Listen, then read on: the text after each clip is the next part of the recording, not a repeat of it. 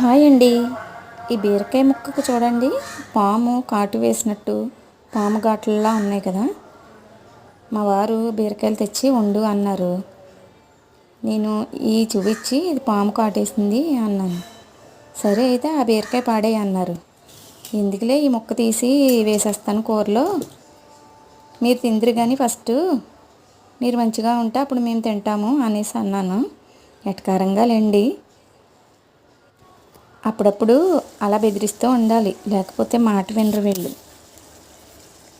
ఆయన ఒక ముక్క తీసుకొని టేస్ట్ చేసి చేదుగా లేదు బాగానే ఉంది అనేసి అన్నారు. ఇప్పుడు బీరకాయ టేస్ట్ చేస్తాము, చేదుగా ఉంటున్నాయి కదా ఒక్కొక్కటి.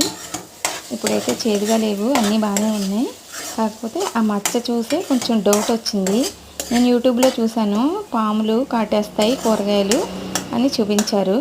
అందుకని ఆయన అలా బెదిరించాను.